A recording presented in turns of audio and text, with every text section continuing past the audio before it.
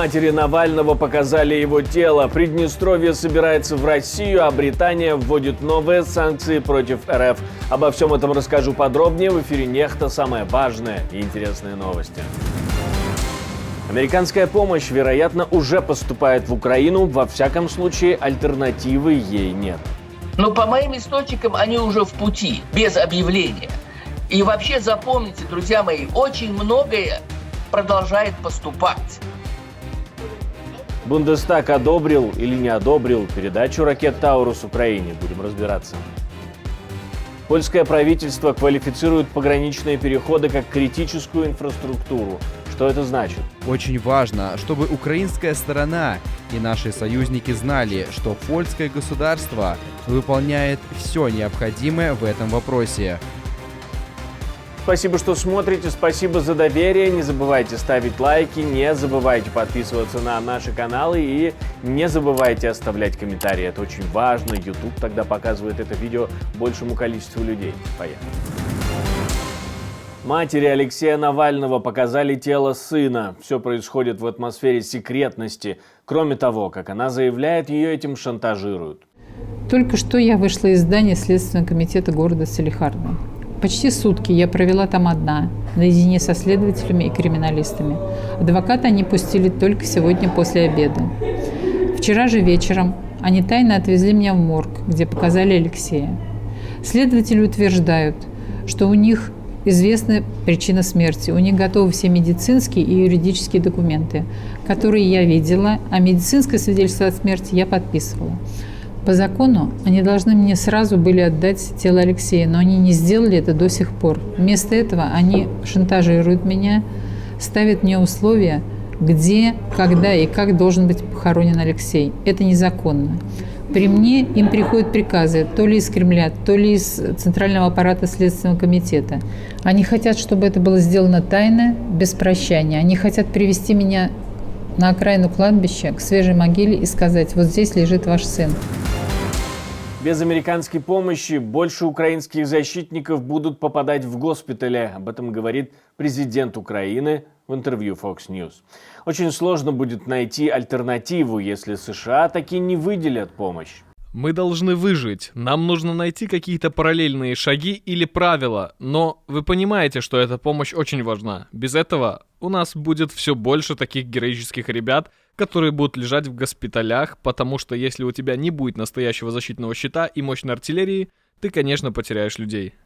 Вопрос помощи от Соединенных Штатов пока не разрешается. Общее решение пока не приходит. Теоретически все должно исправиться на протяжении 2 недель, но это не точно. Также в пакете помощи, который готовится сразу после разблокирования финансирования, есть дальнобойные ракеты «Атакамс». Но по моим источникам они уже в пути, без объявления. И вообще запомните, друзья мои, очень многое продолжает поступать. Конечно, это не в том объеме, каком бы нам хотелось. Идет ручеек, а нам нужна река, понимаете? И тем не менее поступает. Вот самая хорошая новость была буквально недавно. У нас в январе закончились испытания новых видов бомб малого диаметра, большого радиуса действия, которых нет ни у кого в этом мире. Так говорят специалисты. Так вот эти бомбы специально рассчитаны для Украины. Польский президент согласился на встречу на границе с украинским президентом, а Дональд Туск, премьер-министр страны, сообщил о том, что Польша внесет пограничные переходы в перечень объектов критической инфраструктуры. Это позволит разблокировать доставку хотя бы гуманитарных и военных грузов.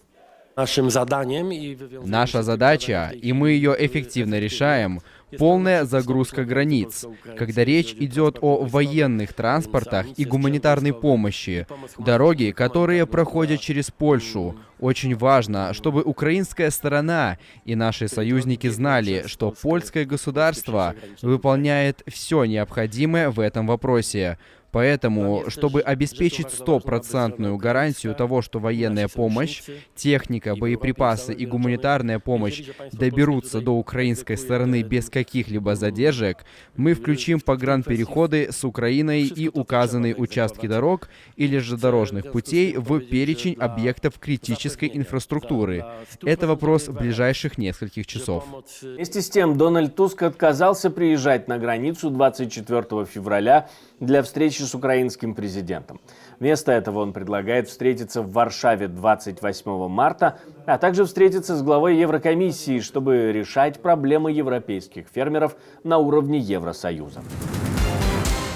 Бундестаг сначала отказался голосовать за предложение оппозиционной партии ХДС-ХСС передать Украине дальнобойные ракеты «Таурус», но несколькими часами позже проголосовал за предложение от правящей коалиции с рекомендацией передать дальнобойные системы и боеприпасы для нанесения, цитирую, «точечных ударов глубоко в тыл российского агрессора». Конец цитаты.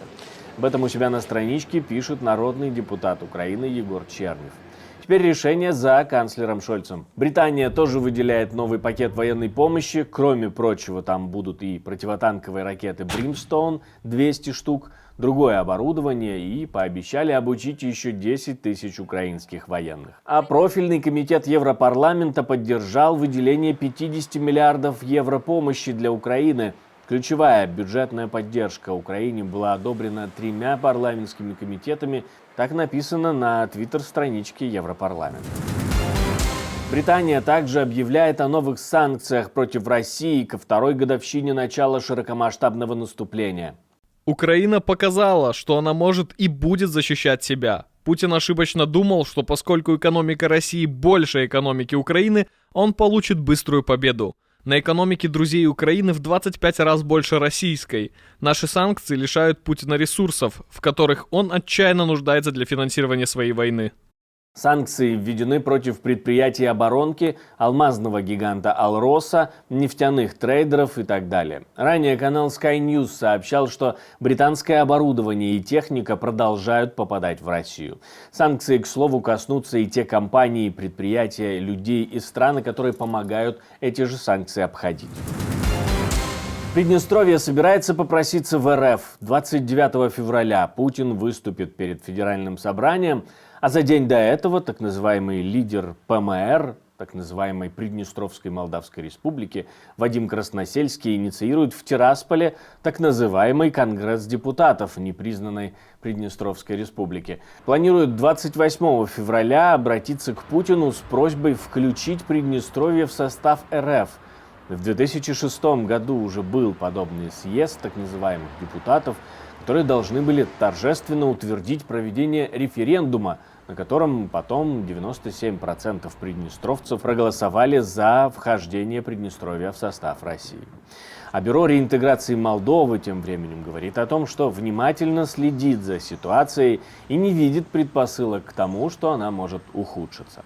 Мы убеждены, что Тирасполь осознает последствия, которые он берет на себя в случае неразумных шагов.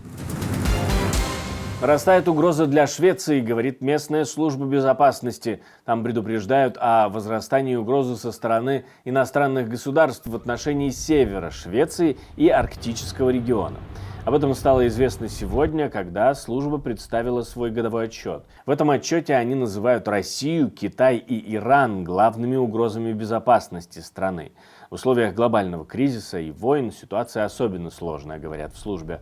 И предупреждают как о шпионаже со стороны иностранных держав, так и о сохраняющемся риске террористических атак. В частности, в качестве угрозы, действующие в Швеции, различными способами называют Россию. Это не только сотрудники разведки, которые пытаются собрать информацию, но и компании влияния и попытки России использовать Швецию для импорта технологий, которые запрещены международными санкциями. Россия, безусловно, представляет собой самую большую угрозу, причем на фоне надвигающейся военной угрозы.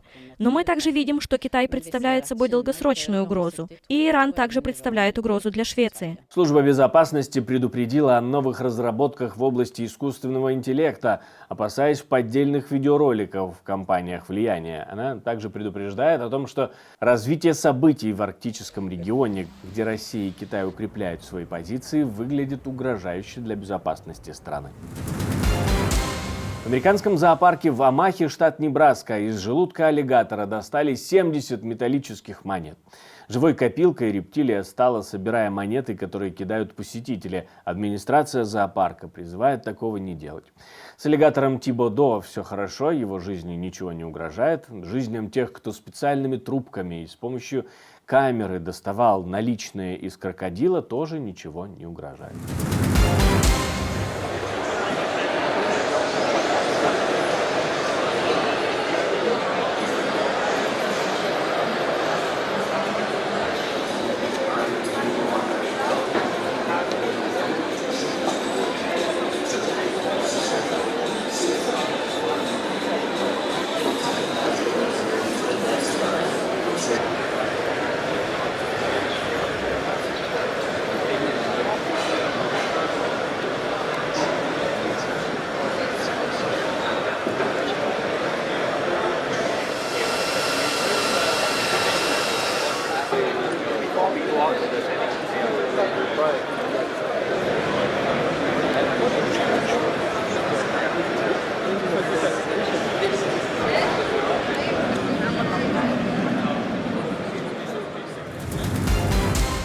Спасибо, что смотрите, спасибо за доверие. Не забывайте ставить лайки, оставлять комментарии, подписываться на наши каналы. Это важно для того, чтобы нас становилось больше.